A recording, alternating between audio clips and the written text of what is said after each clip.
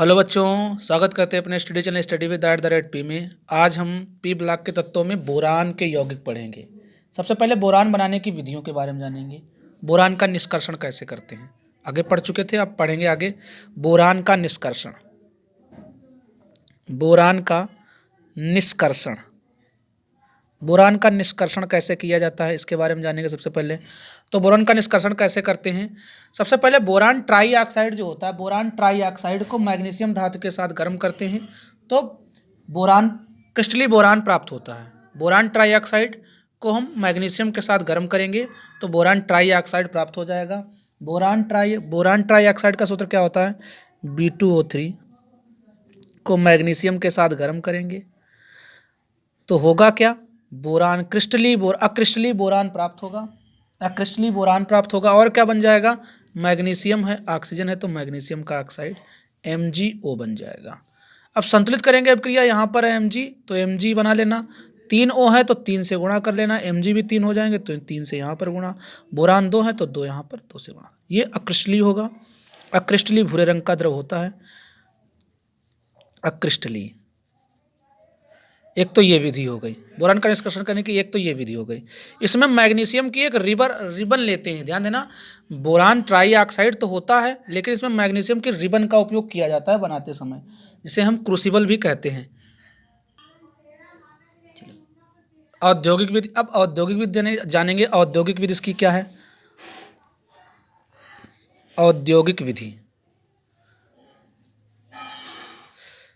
तो औद्योगिक विधि कोलिमोनाइट से बनाया जाता है। किससे बनाया जाता है, कोलिमोनाइट से, कोलिमेनाइट, कोलिमेनाइट से, कोलिमेनाइट से बनाया जाता है। कोलिमेनाइट से कैसे बनाएंगे, तो कोलिमेनाइट की अभिक्रिया सोडियम कार्बोनेट के साथ करेंगे। कोलिमेनाइट का सूत्र क्या होता है, Ca2B6O11 की अभिक्रिया सोडियम कार्बोनेट Na2CO3 की उपस्थिति में अभिक्रिया कराएंगे। जल भी ले लेंगे, इसके साथ अभिक्रिया कराएंगे तो इसके ध्यान देना, इसके 3 पद होते हैं। पहला पद ये है, अभिक्रिया कराएंगे तो बोरेक्स बनेगा, Na2B4O7 बोरेक्स बनेगा। कैल्शियम है, कार्बोनेट है, कैल्शियम और कार्बोनेट का कैल्शियम कार्बोनेट बन जाएगा, CaCO3 बन जाएगा।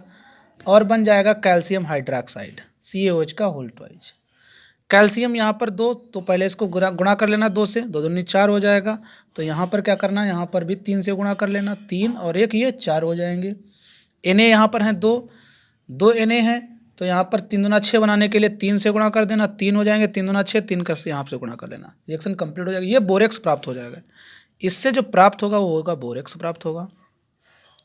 फिर इसी बोरेक्स को, जो बोरेक्स बना है Na2B4O7, इसको HCl के साथ अपक्रिया कर लेना। HCl के साथ हम सांद्र कर लेंगे, क्रिस्टलीकृत कर लेंगे तो बोरिक अम्ल प्राप्त हो जाएगा, H2B4O7। पहले ये प्राप्त हो जाएगा, H2B4O7 प्राप्त होगा, प्लस 2NaCl प्राप्त होगा। तो 2 से गुणा कर लेना, या तो गुणा है ही।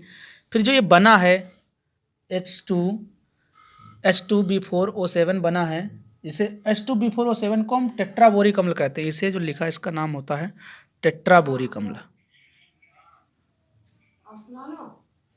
फिर टेट्राबोरिक अम्ल को ही H2B4O7 जो है, इसको जल के साथ संयोजित कर लेंगे। जल के साथ संयोजित करने पर बोरिक अम्ल प्राप्त होगा, H3BO3। इसे हम कहते हैं बोरिक अम्ल, बोरिक अम्ल प्राप्त होगा। फिर तीसरा पद है जो बोरिक अम्ल प्राप्त हुआ है, H3BO3 प्राप्त हुआ है, इसको रक्त तृप्त तक गर्म करेंगे, रक्त तृप्त तक गर्म करेंगे तो बोरान ट्राई ऑक्साइड B2O3 प्राप्त हो जाएगा, प्लस जल प्राप्त हो जाएगा। ये बोरिक ट्राई ऑक्साइड हो जाएगा। फिर बोरिक ट्राई ऑक्साइड से हमें बनाना है, तो बोरिक ट्राई ऑक्साइड से हम बना चुके हैं, ये बना है बोरिक ट्राई ऑक्साइड से बोरान। ये पहली वाली विधि, ये इससे हमने बनाया था, ये वाली विधि फिर उसके ऊपर लिख देंगे, वही हमारे प्राप्त हो जाएगा। एक और है, ये तो एक विधि ये हो गई, दूसरी औद्योगिक विधि। तीसरी विधि कौन सी है, boron trifluoride, boron trifluoride tribromide, boron tribromide BBr3 की अभिक्रिया हाइड्रोजन के साथ कराएंगे, 3H2 के साथ कराएंगे, तब भी क्रिस्टली बोरान प्राप्त हो जाएगा, 6HBr हो जाएंगे। यहाँ 2 हो गए, तो यहाँ से 6 हो गए, 2 से गुणा कर लेना, 2 3 6 करने के लिए, क्योंकि बी आर यहाँ पर 6 है, 6 से गुणा कर देंगे। तो ये बोरान बनाने की, ये भी एक क्रिस्टलीय बोरान बनाने की विधि है, इससे भी बोरान क्रिस्टलीय बोरान प्राप्त हो जाता है। अब उसके बाद में बोरान के गुणधर्म क्या है? बोरान के गुणधर्म, गुणधर्म कौन सा होता है? तो बोरान कैसा होता है? अक्रिस्टलीय होता है, अक्रिस्टलीय होता है, भूरे रंग का होता है, गहरे भूरे रंग का होता है, गहरे भूरे रंग का,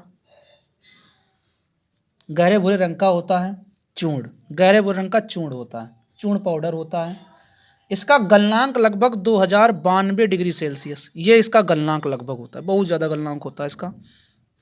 और इसका क्वथनांक भी बहुत ज़्यादा होता है, इसका क्वथनांक जो लगभग होता है, लगभग में हम बता रहे हैं, लगभग का मान लो एक्यूरेट 2550 डिग्री सेल्सियस का क्वथनांक होता है, गलनांक क्वथनांक। और ये बोरान जो होता है वो 2 रूपों में पाता है, एक तो अक्रिस्टलीय, क्रिस्टलीय भी होता है। जो बोरान क्रिस्टलीय होता है, तो क्रिस्टलीय बोरान का जो क्वथनांक होता है, क्रिस्टलीय बोरान का क्वथनांक जो होगा वो 4000 डिग्री सेल्सियस के पास होगा, 4000 डिग्री सेल्सियस से 4002 डिग्री सेल्सियस के आसपास होता है, इतना इसका क्वथनांक होता है, ज़्यादा होता है क्वथनांक। और यह कठोर भी होता है, क्रिस्टलीय जो होता है वो कठोर भी होता है, कठोर होता है। बोरान जो होता है, ध्यान देना, बोरान के 2 समरूप, बोरान के 2 समस्थानिक होते हैं। बोरान के समस्थानिक कौन कौन से होते हैं? समस्थानिक की बात की जाए तो बोरान के 2 समस्थानिक होते हैं। बोरान के समस्थानिक कौन कौन से? 2 समस्थानिक होता है, एक 5b10, एक ये होता है, एक होता है 5b11, 5b11। बोरान के 2 समस्थानिक होते हैं, एक 5b10 होता है, एक 5b11, 2 समस्थानिक होते हैं, एक 5b10, एक 5b11। अब इसके रासायनिक गुण जानेंगे, रासायनिक गुण क्या है इसके? तो रासायनिक गुण में बोरान की पहले ऑक्सीजन के साथ अपक्रिया, ऑक्सीजन से क्रिया कराएंगे, O2 से क्रिया, तो बोरान जो है ऑक्सीजन से क्रिया करके बोरान ट्राई ऑक्साइड जो पहले बनाए थे B2O3, बोरान ट्राई ऑक्साइड बनाता है, 2 से गुणा कर लेना, 2 दूनी 4 हो जाएंगे, 4 से गुणा कर लेना।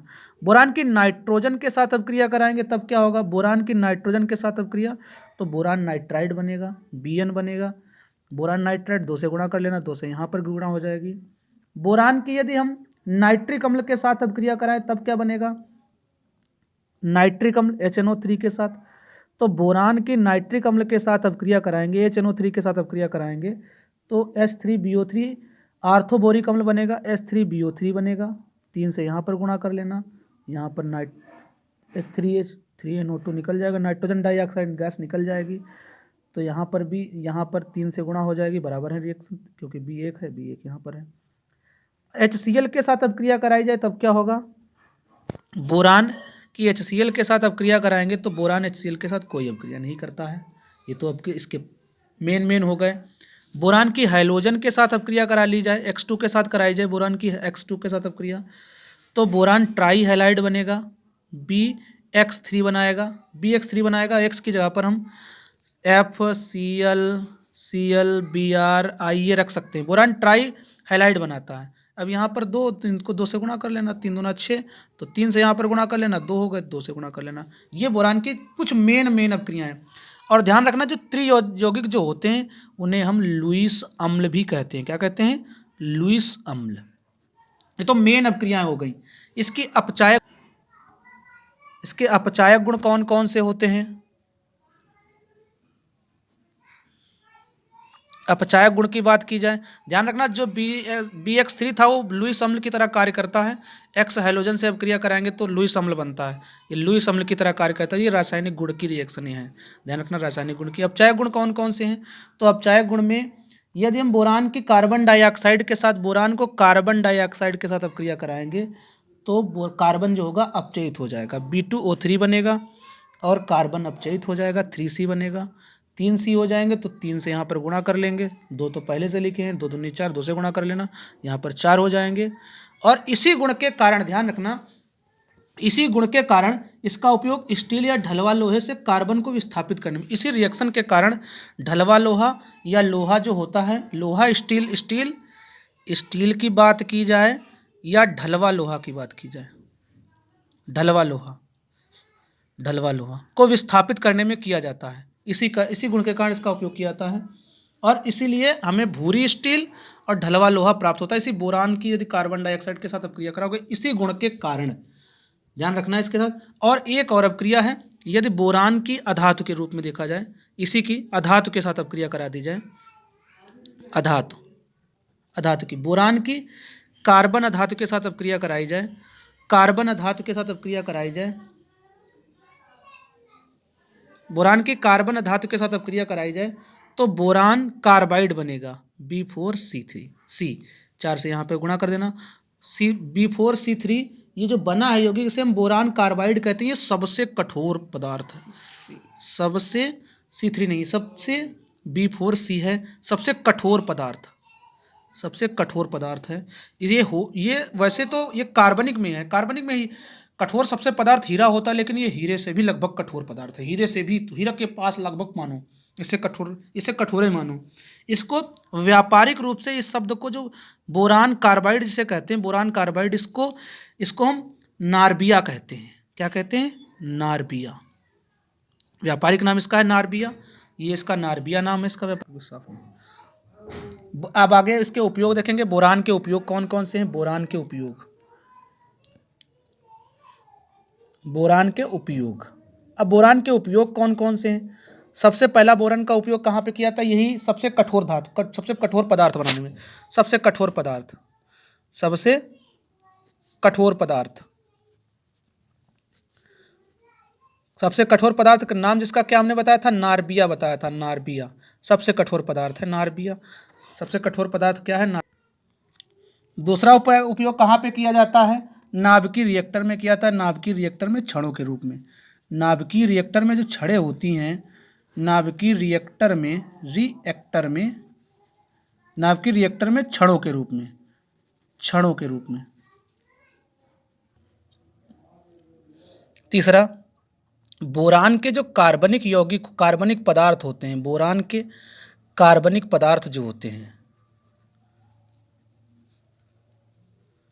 बोरान के जो कार्बनिक पदार्थ होते हैं उनका वो अच्छे कीटनाशक होते हैं, उनका उपयोग कीटनाशक के रूप में किया जाता है, कीटनाशक के रूप में। नंबर 4, और उपयोग कहाँ पे किया जाता है? बोरान के जो बोरान पदार्थ है उसका उपयोग ट्यूमर के इलाज में किया जाता है, ब्रेन ट्यूमर के। बोरान यांत्रिक जो है, बोरान यांत्रिक का मतलब बोरान यंत्र, बोरान यांत्रिक का उपयोग ब्रेन ट्यूमर में किया जाता है, ब्रेन ट्यूमर जो होता है उसके इलाज में किया जाता है, ब्रेन ट्यूमर के इलाज में किया जाता है। ये इसके उपयोग है मुख्य। अब बोरान के और यौगिक कौन कौन से हैं? अब देखेंगे बोरान के यौगिक, बोरान के यौगिक, बोरान के यौगिक कौन कौन से हैं? ध्यान देना। बोरान के यौगिक कौन कौन से हैं? एक आर्थोबोरिक अम्ल H3BO3, मेटाबोरिक अम्ल HBO2, टेट्राबोरिक अम्ल H2B4O7। ये सूत्र हैं। आर्थोबोरिक अम्ल, जो बोरिक अम्ल, इससे आर्थोबोरिक अम्ल को हम बोरिक अम्ल भी कहते हैं। इसको हम HBO3 का BOH का होल थ्राइस भी कहते हैं, इसे हम BOH का होल थ्राइस भी कहते हैं आर्थोबोरिक अम्ल को। अब आगे है आर्थोबोरिक अम्ल बनाने की विधियाँ, सब पढ़ेंगे। अब आर्थोबोरिक अम्ल ये प्रमुख अम्ल है, यही पढ़ेंगे। इसके बनाने की विधियाँ पहले कौन कौन सी हैं? बनाने की विधियाँ, तो सबसे पहले बनाने की विधियाँ जानेंगे। कौन कौन सी इसकी विधियाँ हैं? तो सबसे पहले विधि कौन सी है? सबसे पहले बोरान नाइट्राइड से हम बनाते हैं, बोरान नाइट्राइड से। तो बोरान नाइट्राइड का सूत्र होता है Bn की जल के साथ अपक्रिया कराते हैं, जलयोजित करा लेते हैं। जब जलयोजित कराएंगे तो बोरिक अम्ल प्राप्त हो जाएगा। सूत्र होता है बोरिक अम्ल का HBO3, बोरिक अम्ल बन जाएगा और अमोनिया बन जाती है, अमोनिया गैस बनेगी, वो निकल जाएगी। अब अपक्रिया को संतुलित कैसे करेंगे? तो यहाँ पर ध्यान देना है, जो H यहाँ पर 3 है और 3 6 हैं, तो हम इसको 6 बनाने के लिए 3 से गुणा कर देंगे। अब 3 O हो जाएंगे, 3 तो O ऑलरेडी हैं ही, बाकी रिएक्शन कंप्लीट हो जाएगी। ये तो एक विधि हो गई, बनाने की एक विधि। दूसरा कैसे बनाते हैं? दूसरा हम कोलिमोनाइट से भी बना सकते हैं। कोलिमोनाइट का सूत्र क्या होता है?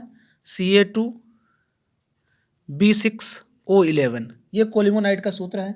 इसकी अपक्रिया सल्फर डाइऑक्साइड के साथ कराएंगे जल की उपस्थिति में। जब जल की उपस्थिति में कराएंगे तो बोरिक अम्ल प्राप्त हो जाएगा, HBO3 प्राप्त हो जाएगा, और क्या बन जाएगा? कैल्शियम सल्फेट बन जाएगा, CaSO4। अपक्रिया संतुलित कैसे करेंगे? तो संतुलित करने के लिए Ca यहाँ पर 2 2 से गुणा कर लेना।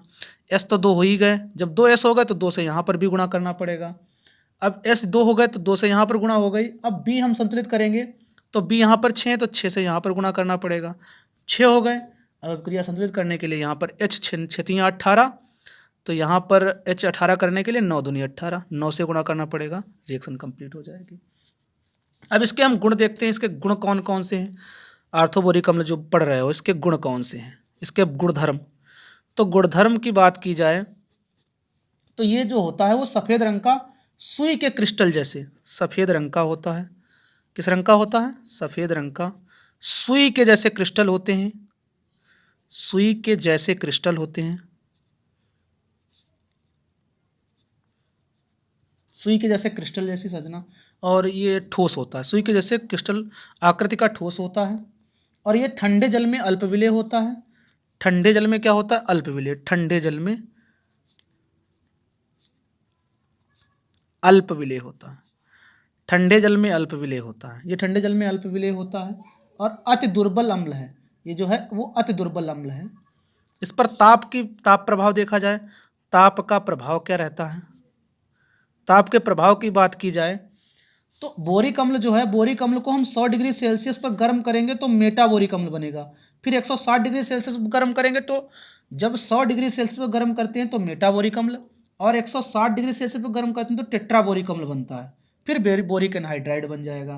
तो पहले आर्थोबोरिक अम्ल जो है H3BO3 आर्थोबोरिक 100 डिग्री सेल्सियस पर गर्म करेंगे, इसको 100 डिग्री सेल्सियस पर गर्म करेंगे तो मेटाबोरिक अम्ल HbO2 बन जाएगा। फिर इसको गर्म करेंगे 160 डिग्री सेल्सियस पर, जब 160 डिग्री सेल्सियस पर गर्म करेंगे तो टेट्राबोरिक अम्ल बनेगा H2B4O7। फिर इसको यदि गर्म करेंगे रक्त तप्त पर गर्म करेंगे, रक्त तप्त गर्म करेंगे तो और जल की अशुद्ध निकाल लेंगे तो बन जाएगा बोरिक एनहाइड्राइड B2O3 बन जाएगा। 2 से यहाँ पर गुणा कर लेंगे, बोरिक एनहाइड्राइड बनेगा। याद रखना बोरिक एनहाइड्राइड बनेगा। उसके बाद में अब क्या करना है, अब एथिल अल्कोहल के साथ अपक्रिया इसकी देखेंगे। एथिल अल्कोहल के साथ अपक्रिया C2H5OH के साथ अपक्रिया, एथिल अल्कोहल के साथ अपक्रिया करेंगे तो एथिल अल्कोहल के साथ अपक्रिया जो है ये बोरेट आयन का परीक्षण भी इम्पोर्टेंट है। बोरेट आयन का परीक्षण भी है, बोरेट आयन का परीक्षण, बोरेट आयन का टेस्ट जिसे कहते हैं। बोरेट आयन का परीक्षण से मतलब क्या, ये इंपॉर्टेंट है। तो बोरिक अम्ल जो है H3BO3 इसकी अभिक्रिया एथिल अल्कोहल के साथ कराएंगे C2H5OH के साथ में। जब C2H5OH के साथ अभिक्रिया कराएंगे तो एथिल बोरेट बनेगा, C2H5OH और ये वाला BO3 का होल थ्राइस BO3 बन जाएगा। बाकी क्या बनेगा? जल बनेगा, H2O बन जाएगा। कितने यहाँ पर 3 है, 3 से गुणा किए हो तो 3 से यहाँ पर गुणा कर लेना, 3 हो जाएंगे तो 3 यहाँ पर गुणा हो जाएगा। ये जो बनेगा एथिल बोरेट, ये हरे रंग की वाष्प होती है, हरे रंग की वाष्प बनेगी। यही है बोरेट आयन का परीक्षण। ये इंपॉर्टेंट अभिक्रिया एथिल अल्कोहल के साथ में। अब आगे देखो क्या होता है। अब ये तो बनाने की विधियाँ, इसके रासायनिक गुण हो गए। अब इसके उपयोग देखेंगे, इसके उपयोग क्या क्या हैं। तो उपयोग की बात करें तो इसका उपयोग सबसे पहले एंटीसेप्टिक के रूप में, पूर्वतिरोधी के रूप में किया जाता है। पूर्वतिरोधी को हम क्या कहते हैं? एंटीसेप्टिक के रूप में, पूर्वतिरोधी के रूप में किया जाता है, एंटीसेप्टिक के रूप में किया जाता है। दूसरा इसका उपयोग कहाँ पर किया जाता है? खाद्य पदार्थों के संरक्षण में किया जाता है। जो खाने पीने की वस्तुएं होती हैं, खाद्य पदार्थों के संरक्षण में किया जाता है, खाद्य पदार्थों के संरक्षण में। तीसरा, आंख में डाली जाने वाली दवाओं के रूप में इसका ई ड्रॉप जो बनाई जाती हैं, ई ड्रॉप्स होती हैं, ई ड्रॉप्स को हम लोशन भी बोलते हैं। ई लोशन जो होते हैं उनमें इनका उपयोग किया जाता है। और इसका उपयोग कांच बर्तन उद्योग में भी किया जाता है। कांच उद्योग हो या बर्तन उद्योग हो, कांच तथा बर्तन उद्योग में भी इसका उपयोग किया जाता है, बर्तन उद्योग में भी इसका उपयोग किया जाता है। ये इसके उपयोग हैं पूर्वतिरोधी के रूप में, खाद्य पदार्थों के संरक्षण के रूप में। और ई ड्रॉप के या लोशन जिसे ई लोशन कहते हो, कांच और बर्तन उद्योग में भी इसका उपयोग किया जाता है। ये इसके उपयोग हैं, ध्यान रखना।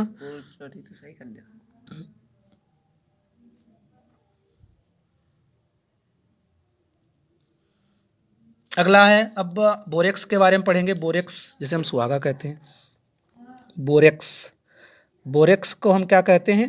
बोरेक्स को हम सुहागा कहते हैं। सुहागा, सुहागा का मतलब टिंकल, टिंकल भी बोलते हैं इसे, हम टिंकल भी कहते हैं, टिंकल।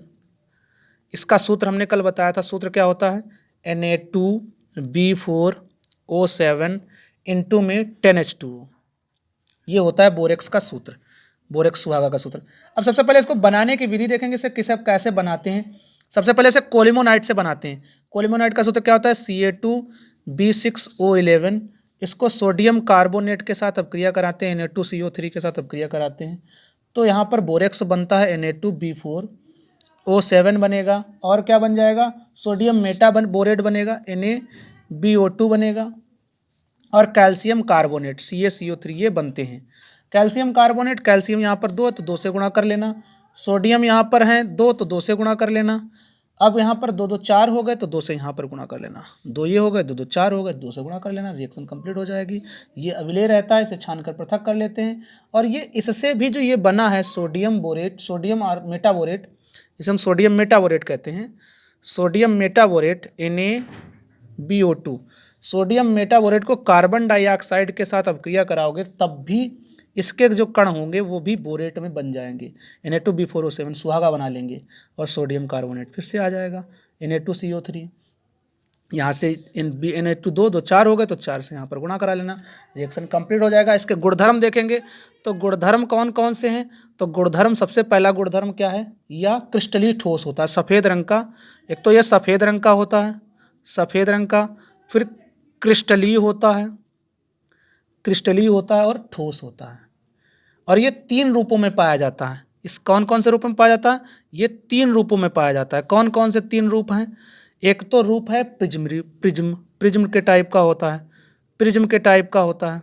दूसरा टाइप कौन सा है, ये अष्टफलकी होता है, अष्टफलकी होता है।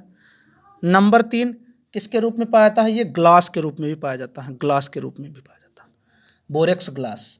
अब बोरेक्स ग्लास के बाद में, इसके बाद में बताया जाएंगे कि ये बोरेक्स बीड, इसका मुख्य है बोरेक्स बीड परीक्षण क्या है, बोरेक्स बीड परीक्षण, बोरेक्स बीड परीक्षण क्या है, बोरेक्स बीड परीक्षण के बारे में जानेंगे।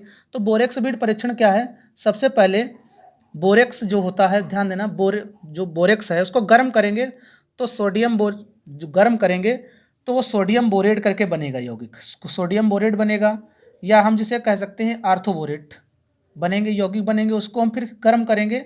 Na2B4 करने का मतलब है जल अलग हो जाएगा। सबसे पहले बोरेक्स को हम गर्म करेंगे तो क्या बनेगा, बोरेक्स अलग हो जाएगा, जल अलग हो जाएगा, फिर बोरेक्स को गर्म करेंगे तो बोरिक एनहाइड्राइड और सोडियम मेटाबोरेट की पारदर्शक ठोस पदार्थ बनेगा, उसे हम बोरेक्स बीड कहेंगे। ध्यान देना क्या बताया हमने, सोडियम बोरेक्स को Na2B4O7 इंटू में 10H2O, इसको गर्म करेंगे तो ये अलग हो जाएगा, ये अलग हो जाएगा, Na2B4O7 प्लस 10H2O बन जाएगा। फिर इसको गर्म करेंगे Na2B4O7, इसको जब गर्म करेंगे तो बन जाएगा boric anhydride B2O3 plus sodium metaborate NaBO2, ये बनेगा। 2 से यहाँ पर गुणा कर लेना क्योंकि इन्हें यहाँ पर 2 हैं, रिएक्शन संतुलित हो जाएगी। ये जो बनेगा ये पारदर्शक ठोस होगा, ये जो होगा वो सफ़ेद पारदर्शक ठोस होगा, सफ़ेद पारदर्शक ठोस होगा, इसे ही हम बीड कहते हैं, इसे हम बीड कहते हैं, इसे हम बीड कहते हैं। ये बोरेक्स से बनाएगा तो इसे बोरेट बीड परीक्षण कहते हैं, इसीलिए इसे इसका नाम बोरेक्स बीड परीक्षण नाम दिया जाता है, बोरेक्स बीड परीक्षण कहा जाता है। और ध्यान रखना इसके उपयोग कहाँ कहाँ पे किए जाते हैं, बोरेक्स सुहागा जो है, सुहागा के उपयोग कौन कौन से हैं, कहाँ पर इसका उपयोग किया। सबसे पहले कागज और बर्तन उद्योग में किया था, इसका उपयोग कहाँ किया था, कागज व बर्तन उद्योग में, कहाँ किया था, कागज और बर्तन उद्योग में इसका उपयोग किया जाता है। नंबर 2, और इसका उपयोग कहाँ पे किया था, साबुन, कांच, मोमबत्ती उद्योग में, साबुन है, कांच है, बर्तन है, इन उद्योगों में किया था, कांच बर्तन उद्योग में किया था, साबुन कांच बर्तन उद्योग में इसका उपयोग किया जाता है, ये इसके उपयोग है। नंबर 3 कौन सा है, नंबर 3 जो है बोरेक्स बीड, जैसे कापर Cu2+ है, कापर Cu2+ है, निकिल Ni2+ है, और मैग्नीज Mn2+ है, इनके परीक्षण करने में, इनका परीक्षण किया जाता है, ये इसके उपयोग है, मुख्य उपयोग। फिर आँखों को धोने में भी इसका उपयोग किया था, आँख को धोने में, आँख को धोने में भी इसका उपयोग है, धोने में। ये इसके उपयोग हैं, बोरेक्स के उपयोग हैं। फिर बोरेक्स के बाद में बोरान के हाइड्राइड कौन कौन से होते हैं? बोरान के हाइड्राइड हैं, बोरान के हाइड्राइड। तो बोरान के दो प्रकार के हाइड्राइड होते हैं। एक तो सूत्र ये BnH2NHN+4 का होगा, एक हाइड्राइड इस प्रकार से होते हैं। और दूसरे हाइड्राइड जो होते हैं BN और HN+6, BnHN+6 ये होते हैं। इनको हम बोरेन कहते हैं। इन दोनों हाइड्राइडों को हम बोरेन कहते हैं। जैसे यहाँ पर हम लिख लें देन इनका नाम लिख लें, जैसे B2H6 लिख लें, N बराबर हमने यहाँ पर लिख दिया 2। तो इसका हम क्या लिखेंगे? इसको क्या हम नाम पढ़ेंगे? डाइबोरेन। इसे हम क्या पढ़ेंगे? डाइबोरेन। ऐसे N बराबर हम यहाँ पर लिख लें, N की जगह पर हम यहाँ पर लिख दें 5 रखेंगे तो यहाँ पर तो क्या हो जाएगा? B5H5 और 4 9। तो ये क्या हो जाएगा? बोरान के रूप में क्या हो जाएगा? ये पेंटाबोरेन। इसका नाम क्या हो जाएगा? पेंटाबोरेन। तो ये बोरेन है, बोरान के हाइड्राइड है, बोरेन जिसे हम कहते हैं, ये बोरान के हाइड्राइड है। उसके बाद में ये बोरेजिन, ये नोट इंपॉर्टेंट में लिख लेना नोट करके, ये बोरेजिन है। बोरेजिन का सूत्र B3N3H6 होता है, जिसे हम अकार्बनिक बेंजीन कहते हैं। अच्छा, कार्बनिक बेंजीन कौन सी होती है? कार्बनिक बेंजीन भी होती है। तो कार्बनिक बेंजीन का सूत्र क्या होता है? C6H6 होता है। कार्बनिक बेंजीन का सूत्र क्या होता है? C6H6। इसकी भी अकार्बनिक बेंजीन की भी संरचना बेंजीन की जैसी होती है। ये अकार्बनिक की बेंजीन है, वो कार्बनिक की बेंजीन है। अब हम पढ़ेंगे एल्यूमिनियम के बारे में। एल्यूमिनियम में ज़्यादा कुछ पढ़ना है नहीं। एल्यूमिनियम कठोर धातु है, हल्की है, सिल्वर जैसी सफ़ेद चमकीली होती है, विद्युत और सूक्ष्म की सुचालक होती है। एल्यूमिनियम के बारे में पढ़ेंगे। एल्यूमिनियम कैसी होती है? कठोर धातु है। एल्यूमिनियम कठोर है, प्रबल है और हल्की भी है, सिल्वर जैसी सफ़ेद है, सिल्वर जैसी सफ़ेद। विद्युत ऊष्मा की सुचालक है, विद्युत की भी सुचालक है तथा ऊष्मा की भी सुचालक, विद्युत तथा ऊष्मा दोनों की सुचालक, विद्युत तथा ऊष्मा की सुचालक है, ये सुचालक है। इसका गलनांक जो होता है, एल्यूमिनियम का गलनांक जो होता है वो 660 डिग्री सेल्सियस होता है, गलनांक ज़्यादा होता है। और ध्यान रखना, एल्यूमिनियम है, शुद्ध एल्यूमिनियम जल के साथ कोई क्रिया नहीं करता। जल के साथ क्रिया देखी जाए, जल से क्रिया की जाए तो यदि शुद्ध एल्यूमिनियम होगा वो जल से H2O से कोई क्रिया नहीं करेगा। यदि अशुद्धि होगी तो इसका संक्षारण हो जाएगा। एल्यूमिनियम ये अशुद्ध एल्यूमिनियम होगा तो जल से क्रिया करेगा तो इसका क्षरण होगा तो बनेगा क्या? एल्यूमिनियम हाइड्रोक्साइड, AlOH का होल थ्राइस बनेगा और 3H2 हाइड्रोजन गैस निकलेगी। 2 से गुणा कर लेना, 2 से गुणा करेंगे तो 2 से यहाँ पर भी गुणा हो जाएगी। तो ये इसी के कारण इसका धीरे धीरे क्षरण होगा। ध्यान रखना, ये क्षरण इसी के कारण होता है। और एल्यूमिनियम जो होता है अम्लों के साथ क्रिया करेंगे, अम्लों के साथ कराएंगे अब क्रिया तो अलग अलग यौगिक बनेंगे। एल्यूमिनियम जैसे अम्ल के साथ HCl के साथ अब क्रिया कराएंगे तो एल्यूमिनियम क्लोराइड बनेगा, सल्फ्यूरिक अम्ल के साथ तो एल्यूमिनियम सल्फेट बनेगा। धीरे धीरे क्रिया जरूर होगी लेकिन अब क्रिया हो जाती है। अब इसके उपयोग देखेंगे। उपयोग इंपॉर्टेंट है। एल्यूमिनियम के उपयोग नंबर 1, उपयोग बहुत ज़्यादा है। नंबर 1, बर्तनों में एल्यूमिनियम की चादर होती है। एल्यूमिनियम की चादर का उपयोग बर्तन में किया जाता है, बर्तनों में किया जाता है, बर्तन में इसका उपयोग किया जाता है। एल्यूमिनियम की चादर का उपयोग बर्तन में किया जाता है। दूसरा बर्तन है, बर्तन ये लिखा है, बर्तन में किया जाता है। दूसरा, एल्यूमिनियम के जो फॉइल्स होते हैं, एल्यूमिनियम की जो फॉइल्स होती है, पन्नियाँ जिसे कहते हो, FOILS फॉइल्स जिसे हम पत्तियाँ कहते हैं, कि पत्तियों का उपयोग जो होता है, पत्तियों का उपयोग जो होता है, इनका उपयोग सिगरेट है, साबुन है, मिठाई है आदि को लपेटने वाले रैपरों में होता है। साबुन है, मिठाई है और साबुन है आदि को लपेटने वाले रैपरों में, आदि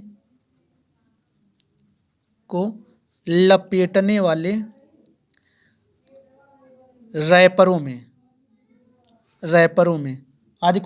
वाले रैपरों में एल्यूमिनियम कि तार, एल्युमिनियम का उपयोग तार बनाने में, एल्युमिनियम के तार बनाए जाते, तार में किया, तारों में इसका उपयोग किया था, तार बनाए जाते एल्युमिनियम के तार।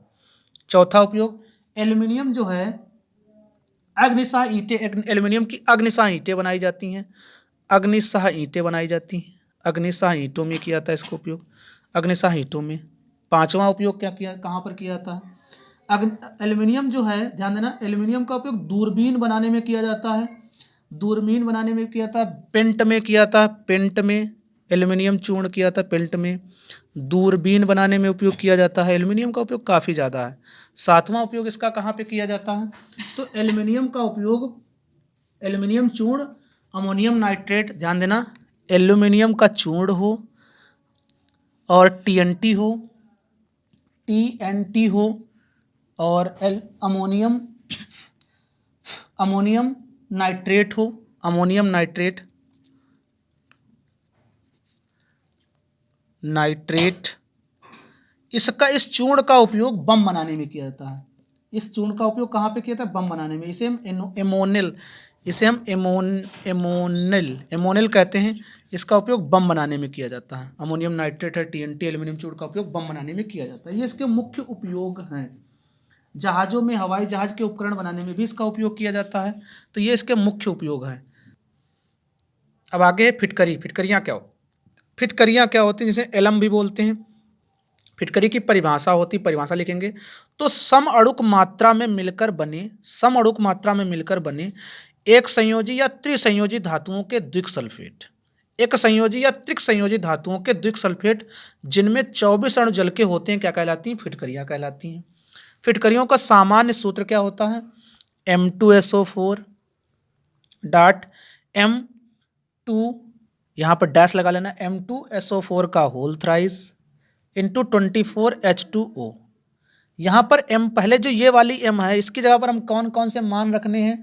Na प्लस रखना है, K प्लस रखना है, Rb प्लस रखना है, CS प्लस रखना है, Ag प्लस रखना है, और अमोनियम प्लस भी रख सकते हैं, NH4 प्लस भी रख सकते हैं। ये एक संयोजी धातु, ये एक संयोजी धातु है। अब यहाँ पर डैश वाले पर हम क्या रख सकते हैं? डैश वाले पे AlCl3, Al3 प्लस रख सकते हैं, Cr3 प्लस लिख सकते हैं, Fe3 प्लस लिख सकते हैं, और CO3 प्लस लिख सकते हैं, Mn3 प्लस लिख सकते हैं। ये सब लिख सकते हैं। ये सभी फिटकरियाँ हैं। और सभी फिटकरियाँ जो होती हैं सम आकृत होती हैं। फिटकरियाँ कैसी होती हैं? समाकृतिक होती हैं। कैसी होती हैं? सम आकृतिक होती हैं। एक जैसी आकृति होंगी, समाकृतिक आकृतिक होती हैं। फिटकरियाँ कैसी होती हैं? समाकृतिक होती हैं। जैसे हम पोटास फिटकरी की बात करें, पोटास एलम की बात करें, एलम, एलम का मतलब पोटास फिटकरी। पोटास फिटकरी का सूत्र क्या हो जाएगा फिर? K2SO4, यही यहाँ वाला पोटास फिटकरी का मतलब ये वाला मान यहाँ पे रखना है, K2SO4 डॉट Al2SO4 का होल थ्राइस डॉट 24H2। ये पोटास फिटकरी का सूत्र हो जाएगा। ये फिटकरियाँ होती हैं, ध्यान रखना फिटकरियों में ये। और इसी में एक और सूत्र है एलुनाइट, ध्यान रखना, ये फिटकरी नहीं है। एलुनाइट से फिटकरी बनाया जाता है, एलुनाइट से फिटकरी को बनाया जाता है। तो एलुनाइट का सूत्र क्या होता है? K2SO4 डॉट Al2SO4 का होल थ्राइस डॉट 4AlOH का होल थ्राइस। ये होता है एलुनाइट से। अच्छा, एलुनाइट से कैसे बनाएंगे? तो एलुनाइट की अभिक्रिया एलुनाइट से हमें फिटकरी बनाना, तो कैसे बनाएंगे? इसकी अभिक्रिया सल्फ्यूरिक अम्ल से करा देंगे, H2SO4 से, और गर्म कर देंगे, और यहाँ पर 6 से गुणा होगी लगभग में। तो गर्म करेंगे तो क्या बनेगा? फिटकरी बन जाएगी, potash alum. K2SO4 dot, plus में लिख लेना, पहले प्लस में लिख लेना, 3Al2SO4 का होल थ्राइस प्लस 12H2O। फिर यही जो बने हैं 12H2O, इनको फिर से गर्म करेंगे, गर्म करेंगे समअणुक मात्राओं में जल मिलाकर, तो K2SO4 Al2SO4 का होल थ्राइस इंटू 24H2 करके बन जाएगा। लास्ट में फिटकरी यहाँ पर पोटास फिटकरी बन जाएगी, पोटास फिटकरी बन जाएगी। यही है पोटास फिटकरी के। अच्छा, फिटकरी के उपयोग कहाँ कहाँ पे? फिटकरियों के उपयोग क्या क्या हैं? फिटकरियों के उपयोग कौन कौन से? फिटकरी का उपयोग जीवाणुनाशी के रूप में किया जाता है, जीवाणुनाशक के रूप में किया जाता है। दूसरा, पूर्तिरोधी के रूप में किया जाता है, पूर्तिरोधी में भी इसका उपयोग किया जाता है। तीसरा उपयोग जल के शोधन में किया जाता है।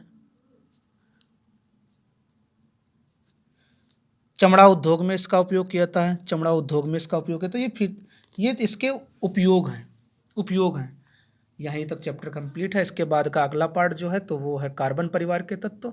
अगले वीडियो में जो बचा हुआ पार्ट है वो अगले वीडियो में देखेंगे।